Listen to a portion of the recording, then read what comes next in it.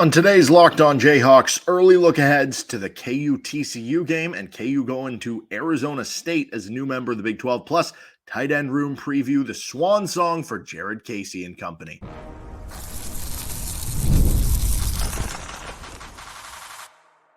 You are Locked On Jayhawks, your daily podcast on the Kansas Jayhawks. Part of the Locked On Podcast Network, your team every day. I'm Derek Johnson. You can find me on Twitter at DJohnsonRadio. Thanks for making Locked On Jayhawks your first listen every day. Thank you to the everydayers catching each and every show. We are free and available wherever you get your podcast. You can also find us on our YouTube page where you can like and subscribe. On today's edition of Locked On Jayhawks, we're early looking ahead to the KU TCU game and then the KU at Arizona State game, as we will finish up on our first half of the season. Then we'll get to our tight end room preview. Thank you to the everydayers already catching each of our game previews. Of course, you can check out some KU basketball content with the David Coit stuff earlier this week as well. And again, if you're an everydayer, you already caught all of that. Today's episode is brought to you by Game Time. Download the Game Time app, create an account, and use code LOCKEDONCollege for $20 off your first purchase. You can go to that first KU game. Download Game Time today. All right, let's start with our KU TCU look ahead, looking into what TCU brings to the table, the importance for KU, all that sort of stuff. So obviously this will be their first home conference game, their first game in Arrowhead as well, which those will be significant on its own. But TCU is an interesting team. I think it's really interesting this year. So you have TCU, you have UCF, I guess you have Texas Tech, but I don't know if I would include them in the same way because they did make a bowl game and they finished the year strong and stuff like that a season ago.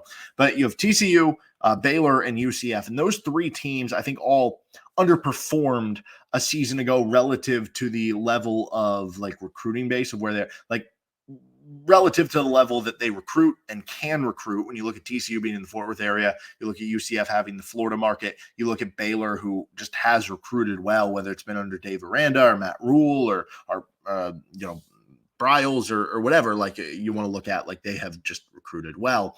And none of them had great seasons. I almost feel like one of those three, maybe it ends up being two of the three, I don't know, just based on the talent level, will be a lot better than you would expect them to be right now. Right now on paper, you're looking at it as none of those teams are that great. Maybe it's UCF. I don't know. Maybe it's TCU. And I don't know that I'm predicting what TCU did 2 years ago, but will one of them win 8 or 9 games? Yeah, that could very much happen. And so when you look at TCU, yes, only 5 wins from a season ago, but let's not forget they played for a national title 2 years ago, and they are sitting on that recruiting hotbed in the Dallas-Fort Worth area and probably have just as much talent as anyone if you're looking at the 1 through 85 or something like that on the roster, just in terms of pure talent in the league, or maybe speed or athleticism, however you want to view it. So they have Josh Hoover back at quarterback. He's one of 7 starters back. Pretty good passer for them. They had a top 25 passing offense if you look at efficiency numbers among Power 4 teams when he became the starter later in the season, according to Pick 6 previews. And they have a lot of talent at the skill positions, from returners, transfers coming into the program, recruited players, and former transfers back in the program who previously transferred and maybe are in a second year or something like that. Like Trey Sanders, for instance, from Alabama. That's kind of a lot of their roster on offense. Phil Steele ranks them the number 2 receiver unit in the Big 12. So good set of skill players. And the question on offense just kind of seems to be offensive line. They had to add 4 transfers in the portal. Now, that can work both ways. Obviously, if you hit on your transfer portal additions, the offensive line will be a lot better than it was a season ago.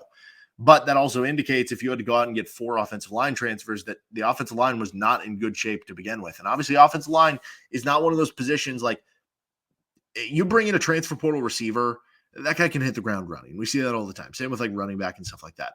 With offensive line, if you're bringing in one, yeah, that guy can hit the ground running. But if you're bringing in basically a whole new unit of offensive line, it takes time for that unit to mesh.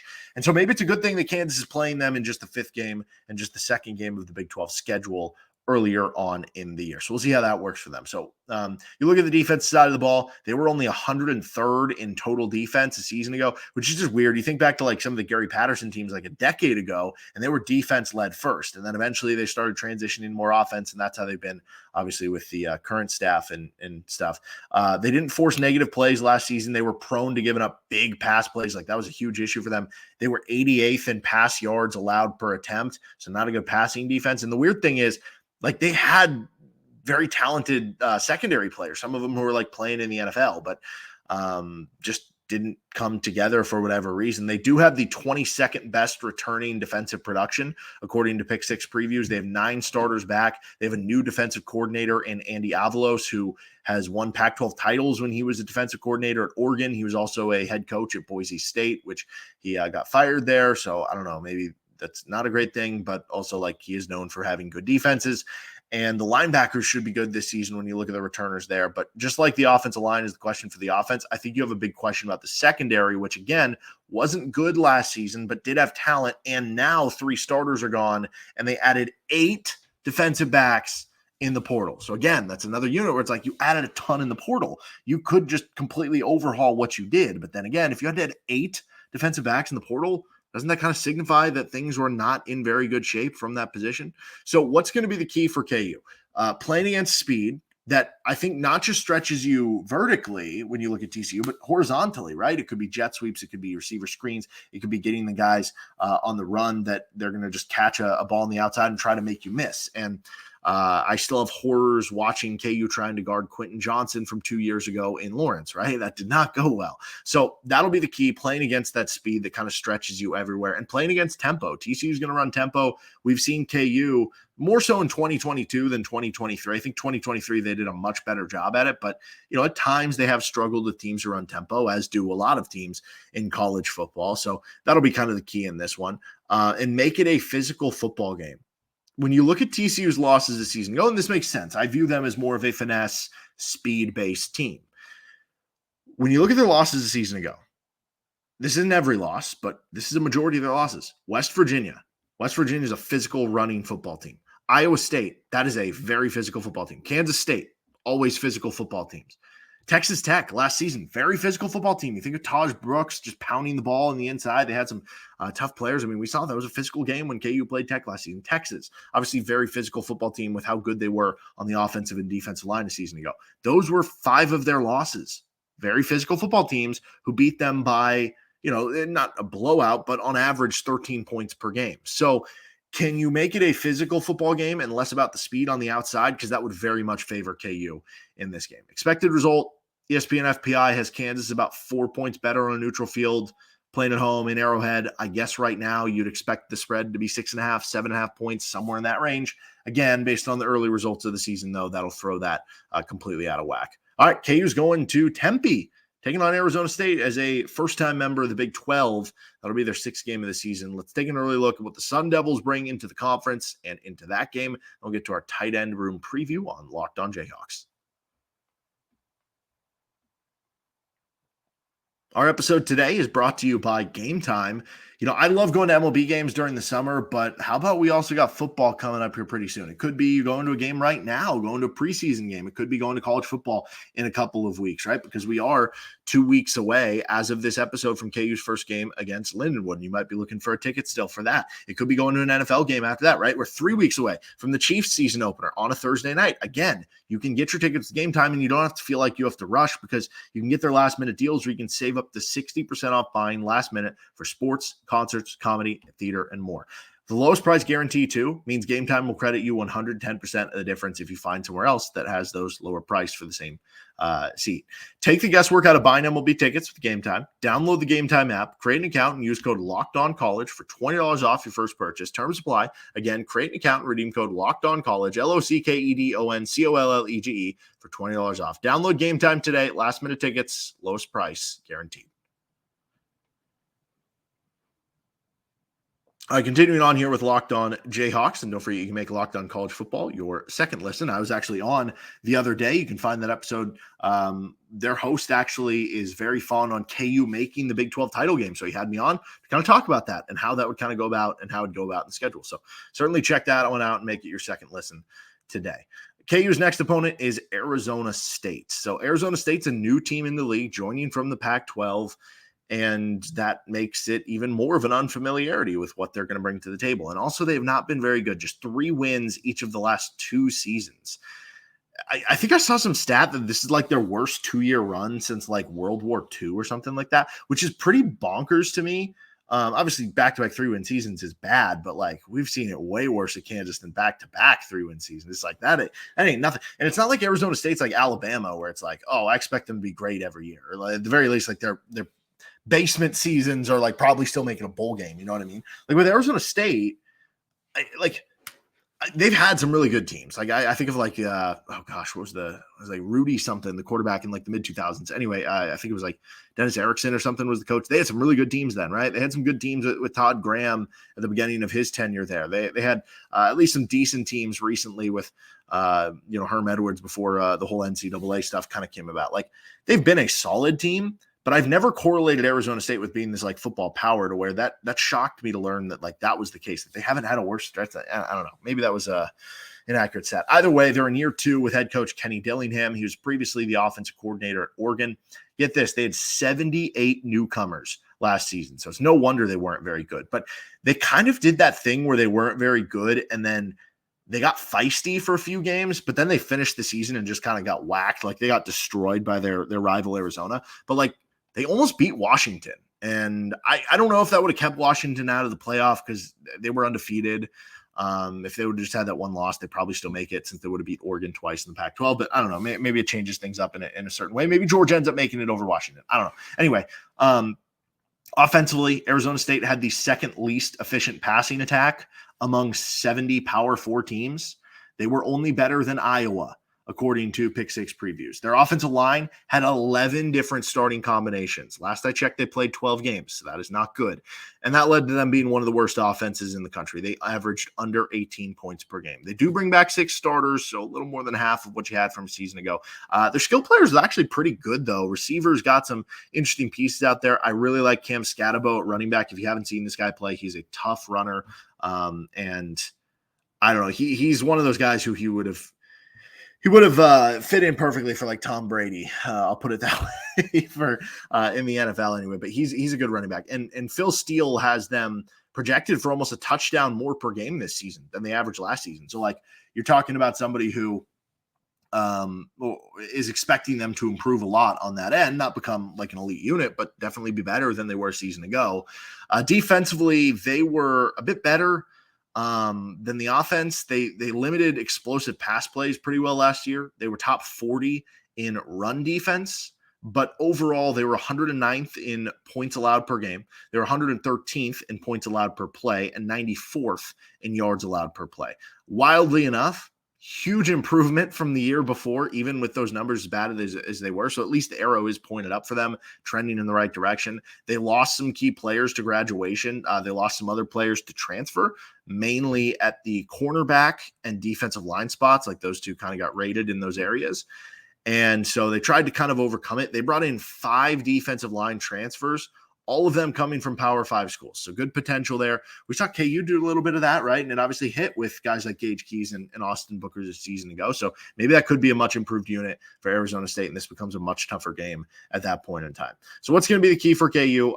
Protecting the football and picking up blitzes. So Arizona State's defensive scheme is to gamble a little bit more, send more blitzes, go for the big game-changing plays, big sacks, big tackles for loss, big turnovers, and kind of live with giving up bigger chunk plays as opposed to being just kind of a bend but don't break defense. Now, the weird thing is, despite that kind of being the scheme they want to run, they only forced 9 turnovers last season, which is bad, especially if that's going to try to be your motto if you're not good at it. But that's kind of the goal in the scheme is designed to do. So you imagine they're going to continue to emphasize it, get better at it this year. You got to be able to hold on to the football. And especially, if you're the better team or you're going to be the favorite in this game and you're going on the road, what's one way that underdogs can get into the game? Like that would be one of them right there. It's also dealing with a quick road turnaround. So Arizona State has a bye headed into the Kansas game, whereas Kansas has the TCU game, which could be a tough game. TCU could be pretty good this year, the week before. So that's going to be its own kind of figuring out. And then Beyond that, can you slow down Cam Scatabo? Because he's kind of the engine that makes the offense run. So big game opportunity for some of the linebackers for KU. And then obviously Arizona State, some pretty good receivers. Can the KU DBs, which we know are very talented, help slow them down? What's the expected result? Interestingly enough, FPI on ESPN actually has Illinois and Arizona State right next to each other. So you're talking about a very similar game when you play at Illinois to the game on paper right now, playing at Arizona State. Kansas is an 11-point favorite on neutral site. So you figure on the road, maybe a 7, maybe an 8-point favorite at Arizona State. And Arizona State could be, a surprise team, and they could be a lot better. They could end up being a bowl team. Who knows? Or they could just be really bad and they just can't figure it out and they continue on this bad trend. And maybe this game becomes a lot easier than you expect. It's kind of hard to say with where they have kind of been. So possibly a dangerous game. Certainly, though, even with as bad as they were last year, they almost beat one of the teams who played for the national title a season ago. So that gets your attention at the very least. Let's finish up tight end room preview. Jared Casey's senior season next. Welcome back to Locked On Jayhawks. Thank you to everydayers tuning into each and every show. Of course, it's Jared Casey's senior season. It is Trevor Kardell's senior season, so both of them looking to go out on top. It'll also be Tavita Noah's redshirt senior season. Is he going to end up being the third string? I don't know. I think it's an interesting battle right now with Kardell and Casey, who's going to be the starter. In the past, we've seen Casey more as this tight end, H-back, fullback hybrid, and that's allowed for a role for Kardell still. As kind of the third tight end in the past, especially because KU would throw out some 3 tight end formations, even when Mason Fairchild was there. But Jeff Grimes going to run a little bit different of an offense, right? There'll still be some similarities. So it'll be interesting to see how he utilizes those guys. He's typically used more like taller tight ends, but you work with what you got. And if Jared Casey's your best guy, you make that happen. Or if Trevor Kardell is your best guy, you make that happen. Either way, both are going to play a lot. Both are going to see the field a lot. So I'll be interested to see the usage for both and what kind of stats kind of both put up. Beyond that third tight end position, like I said, could it be Tavita Noah? He's a redshirt senior this year. Could it be Carson Brune, an incoming true freshman? Could it be Jaden Ham, who is a redshirt freshman? Obviously, if Deshaun Hanukkah wasn't hurt, who's a redshirt senior, and he can apply for a medical redshirt if he wants to come back for another year next year, he probably would have been the starter. But there's also some walk-ons that are interesting here. I don't know, you could argue this is the best walk-on position for KU football. I don't know what else would go up there. I mean, we did the receiver room preview, and they just by pure numbers have like a billion walk-ons at the receiver position. KU actually has some interesting defensive line walk-ons, I think. Lance Bassett, Cole Petras, right, come to mind. So there are other positions here, but I think tight end is your best walk-on position right now. And I don't know, maybe these guys actually have earned scholarships at this point. Sometimes they join as walk-ons, and we all thought Cole Ballard was a walk-on, and then Lance Leipold kind of corrected it at some point, that he earned a scholarship at some point in the season, even though he came in as a walk-on. So I don't know, maybe these guys have earned one, but Quinton Conley, who's a redshirt sophomore, he could legitimately win the third tight end battle. Leyton Cure, who transferred in from Fort Hays State. Now, he's technically a walk-on. They just don't have the scholarships this year, but it sounds like he'll be put on scholarship after this season. So realistically, he is a scholarship player, but for right now, he is a walk-on, which, by the way, can college football 25. Can we fix up Leyton Cure? He's listed as a senior in the game. And, in my dynasty, I want to get 2 years out of Leyton Cure. But anyway, so he's a redshirt junior, and then you have Max Muehlberger as a redshirt sophomore. I think there's a very real chance that your third string tight end, maybe it does end up being Jaden Ham or Tavita Noah, but I don't know. It almost feels like Quinton Conley or Leyton Cure, like one of those guys might be the favorite to win that position, which I do think that might be the biggest storyline here. I mean, obviously the biggest is who's going to be the starter, and kind of a twist off of that is what's going to be the usage of Jared Casey. Is he going to be that fullback, H-back? How much is that even used in the Jeff Grimes offense? Is he just the starting tight end where you don't need that, right? That's kind of all together, and which guy's going to play more, make more receptions, make more production between Kardell and Casey. But that third tight end is going to be important, because even if they're not running 3 tight end sets as much as they were with Andy Kotelnicki, I'd still imagine they're going to do it with Jeff Grimes. And obviously you're an injury away or just a rotation away that, in a 2 tight end set, if one of the first 2 guys is tired or needs a breather or something, a guy comes in there. And we've seen third tight ends for KU catch important passes, second tight ends catch important passes. So you got to stay ready at all moments. Who's going to be that guy? And I think beyond that, it sets you up in a real way for the following season. So as we mentioned, Jared Casey, Trevor Kardell, Tavita Noah, all seniors are going to graduate at the end of the year. Now, Hanukkah could come back, and if he does, he'd be the favorite to be the starter, but still he's coming off a bad season-long ending injury. Like, what if he doesn't come back feeling the same way? Jaden Ham, you're a redshirt freshman. Carson Brune, you're a true freshman. Quinton Conley, you're going to be back for 2 more years. Leyton Cure, you have this year and next year. What that means is that basically whoever of those guys asserts themselves best this year for the third tight end spot, you have the leg up to be the starter the following season, or at least be the second tight end that's getting a lot of playing time next to Deshaun Hanika. So is this position group better, worse, or the same to where it was a season ago? You know, if Deshaun Hanika would have been healthy, if that injury would have happened, I could have actually argued the same, because I think Hanika could have put up similar production to Mason Fairchild. And you could argue Kardell and Casey just another year older, just a little bit better. Guys like Jaden Ham, who are a highly recruited guy coming off a red shirt, maybe he's a little bit better. Conley and Cure added to the room. You could argue it would be a better unit, at the very least the same. But without Hanika, now you start to have questions. I love Jared Casey, and I hope he has a featured role on the offense. We've been waiting for Trevor Kardell to have a breakout for it seems like 2 or 3 years. I think if Leyton Cure hits right away, it could change some things here. But I think on paper, just because of the fact that you don't have that Mason Fairchild, you don't have that obvious guy who, like, Mason Fairchild is a very productive, very reliable player for KU who became a good enough blocker over his last 2 seasons that I'm going to say it's slightly worse than it was a season ago. But if Jared Casey can have that more featured role and take advantage of it, he's lost some weight. Maybe that adds a little speed to him. If Leyton Cure hits right away in a real way, because we don't have at least I don't have as much of an idea how that's going to translate from Fort Hays State, but we've seen KU be able to make that transition from D2 guys before, like Dominic Pooney, that if he does hit, then I'm open to the idea that this can be just as good as it was a season ago. All right, that'll do it for this episode of Locked On Jayhawks. We're going to be back for a Football Friday episode of the show. We're going to talk stocks up, stocks down for different players for KU football along camp, as well as freshmen who are setting themselves up to earn early playing time. And we'll get to our linebacker room preview. So make sure you're subscribed to the show anywhere you get your podcasts, including on our YouTube page. We'll see you next time with LOJ.